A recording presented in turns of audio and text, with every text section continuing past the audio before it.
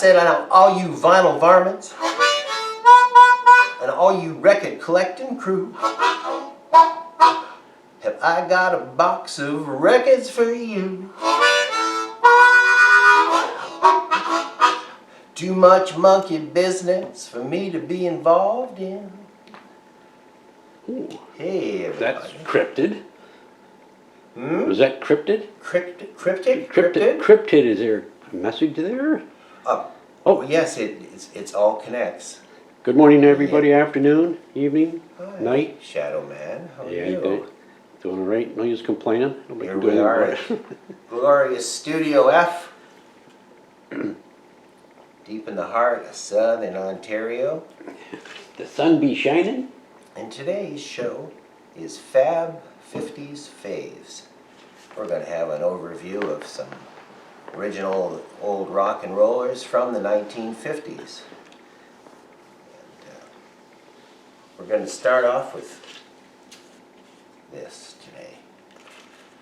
Now, people who know me have heard me do this rant before. Duty. But this is the second Bo Diddley album. And you could get up in the morning and put this on and play it all day and say I lived to be 100 and I did that every day, I would not give this the attention it deserves. This is just a fabulous album, you know? Bo, at his best, I mean all his stuff was interesting. He had an amazing career. A few years ago I was at the Ponderosa Stomp down in Nolans. No, you know. I saw Billy Boy Arnold, his original harmonica player, that they knew each other since they were kids. And Billy Boy Arnold, he was a really interesting man, got to meet him and everything, and he referred to Bo as Ellis. He didn't call him Bo. He knew him by Ellis McDaniel, his original name. He'd known him for so long, he didn't refer to say Bo, he'd say, oh, me and Ellis, and you know. It's like me calling you. It's like me calling you Attic Daddy. Just feels weird. Right. It's a pseudonym. It's a pseudonym of some sort, isn't it? But anyway, this is an original Chess album, so it weighs about the same as like a patio stone. You know, it's really, really thick. And a companion piece to this, Chuck Berry is on top. Get it? Like Berry on top. Of course, he didn't show his picture. I mean, maybe he thought back then, who knows what they thought. They could sell more albums if they didn't show his picture. But this is another fabulous, this is a Canadian one on quality, so you don't get to see the chess thing. But, I mean, could you excuse me for a second while I do a little light reading? Almost Grown, Carol, Maybelline, Sweet Little Rock and Roller, Johnny Be Good, Little Queenie, Roll Over Beethoven, Around and Around. It's all there. It's all there. It's absolutely amazing. And this is like the basis for the Rolling Stones and the Pretty Things. And I mean, just one song missing. My Ding-a-Ling.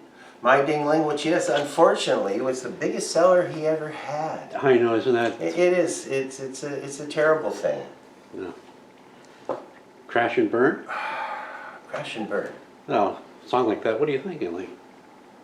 My Ding-a-Ling, and everybody wants to hear that. Right, and it seemed to go over in the audience, and for some reason it got put out. Maybe they didn't hear the rest of the album. I don't even know what album that's on. Ronnie Hawkins. Now Ronnie Hawkins from Arkansas was a rockabilly singer who has quite a history around the parts of the world we're in. He moved up to Canada, worked out of Hamilton and Toronto, and around Lake Erie, there's all these ports around here, Port Colborne where I'm from, and Port Dover, and you know, Port Stanley, and they all have fish and chips places because, you know, the perch and the local fishing, and almost every place has a picture of Ronnie Hawkins and the Hawks when they played there in the 50s and did that whole circuit around the lake. My friend Peter Chessa, shout out to him, he saw them in Hagersville in a basement of a high school. He said he got in a fight, got kicked in the nuts too. That's what he remembers about it. But to be so eloquent. Memories. Yeah. Memories. Thanks for the memories. This is another one, Mr. Dynamo. And I hear that Ronnie Hawkins in his prime and the stage was right could run up a wall, do the thing. Wow. And there's a lot of film of Ronnie doing some pretty fancy footwork, doing some pre-moonwalk shuffle things that he used to be able to do. Absolutely amazing for a large man too. Still around. John Lennon used to go hide out at his cottage up in northern Ontario. Really? When he was doing the bed-in and the things with Trudeau and all that. Yeah. Wow. So quite a... Now some of this might be drifting into the 1960s. I know this one is here for sure because on the back it mentions that, before the Beatles and the Liverpool sound. So they're trying to sell some Ronnie stuff. When this type of early rock and roll was being, endangered sounds too dramatic. I sound like I'm on Game Channel again. Try not to. But it's on roulette, so there's trouble with roulette. There's gangsters involved. If you've read anything, read the Tommy James and the Shondells autobiography. Oh, yes. I mean, if you've got that kind of time on your hands, so you actually read things like that. But Read? yes, I read a 900-page book on 13th floor elevators, so obviously I've got some kind of time on my hands. Rock Around the Clock. I brought this because it's a British one. Nice, I always do this, the British ones, they got like shiny flexy covers. And Rock Around the Clock. But not really one of the heavier 50s people, not, with Elvis or... But certainly was there and was a real pioneer.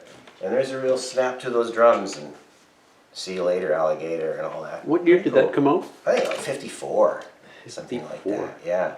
Because it was in the, Blackboard Jungle movie. Okay. It's over the credits, and I think that's Vic Morrow. Not quite that old, but we've all heard the song. Yeah, we all heard the song.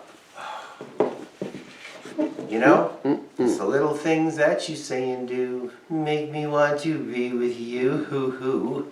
Look, it's the chirping crickets. Doesn't even say Buddy Holly on the cover. This is really early most things you see of Buddy Holly are after he died in their packages and everything, but this is an original on Brunswick. And it's got Oh Boy and That'll Be the Day and all the beautiful from these guys from Lubbock, Texas. Yeah. When the bands used to dress up all the same, nice and neat. Today it's... Well, when they're on Ed Sullivan, they were so unprepared what to do with rock bands that in the Peggy Sue clip, he's got a microphone hanging around his neck.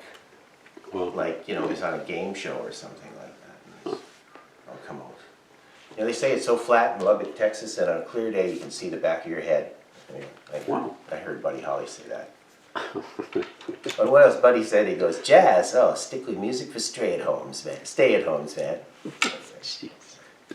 This I brought, because look at this cover. This is like Carl Perkins. Well, really, it's like 2 or 3 Carl Perkins songs. Sun stuff, or easy to license with Hewlin Duvall and some other people on Design Records. But the reason I brought this cover, look at this cover, this illustration. It looks like the covers of Famous Monsters of Filmland. When they did a Frankenstein or Dracula with that type of art. was that a cast off from me, Kevin? Sorry, No, I don't think I got this from you. I remember buying this, Okay. terrific shape and all.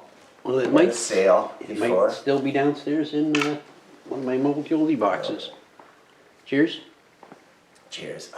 Here's looking at all Little, you fine people out Little there. battery acid from a 56 Hudson Wasp. This week I'm drinking just to get into the spirit. If I wasn't so lazy, I'd run up and get that model car I'm working on, which is a Hudson. Yeah? Oh, you'll have to show me. I haven't seen that one. You might have seen it, but I don't feel like Well. running up there. It's so far away. Next time we'll do car models. We'll just set one in front of you there. Yes, you should. Well, This is even crazier. good This Lord. It looks like Little Richard sings songs, but actually it's Little Richard sings freedom songs. But it's all religious stuff, and it's got this crazy illustration. I think they're trying to fool you, because do people who like Tutti Frutti really want to hear Just a Closer Walk with Thee after Richard had thrown his rings away and everything. But it is on Crown Records, and you know, that spells trouble. There's always deceit and sleaze with Crown Records. Yeah, And putting out surf albums with like Turner backing on it. Maybe somebody can decipher the address on here and we can... Well, it's been scratched out, which is neat, but it is say Port Colborne, Ontario, where we are sitting right now. It's not really... you can still see there's something under there, and if I had nothing but time on my hands, I'd... Yeah, we put it get under forensic magnifying glass. scientists in Yes. here, but Yeah. no. Not today, Ray. All right. Tomorrow's another day. Okay. And these last two couple are from the famous New York City disc jockey Murray the K. Murray the K's Golden Gassers for a Dance Party. And it's all original hits. It has Joey D and the Starlighters. And you know who's got on here, Mike, is the Vibrations. Vibration. We saw him at the Montebello, that group, I should say. Really? Them at the Montebello. Was I there? Yeah, Did I have fun? At 75 or something like that, and they did all the moves and everything. So, and look at that masking tape job at the bottom. That's so cool. Oh, it's not even masking tape. It's the little individual strips, the types that you don't hold bandages on, like in cotton batting and all these other. Yeah. Oh, I just had to show the world that. Yeah. Now they say Murray the K laid It's All Over Now on the Rolling Stones. It was like Bobby Womack or the Womack brothers did it, and it wasn't very successful. And he said, you guys should have a listen to this. So he did all sorts of stuff, Murray. And Murray the K's Blast from the Past. And I suspect that this has something to do with Chess Records, because there's a lot of Chuck and Bo and the Moon Glows and all that kind of stuff on the back, and some bad, sketchy artwork from somebody's nephew. Give the bums a job, Murray. Murray, you know? That's my fucker too. Blast off with Murray the K. And as Murray the K never said, what the fun. Big fun. Studio F could be for 50s today, could be for fun. But that was just a slight overview of that fabulous era. Join us again in the fabulous 50s. Thank you very much. You're welcome. And a shout out to everybody the vinyl community. And this is show number 19. And we have maybe something, I'd say something special is going on for number 20, but I like to think it's all special. Oh. Extremely special. Okay. You're so special. Oh, you're so special. So, on behalf of Carl Perkins. And Teddy. Yes, and Teddy, if and the rest of the mascots crew here. need be. All the crew. Great mascot debate. Okay. Okay. Thank you everybody for watching. Thumbs up, thumbs up. If you liked us. That's about it. Everybody have a nice week.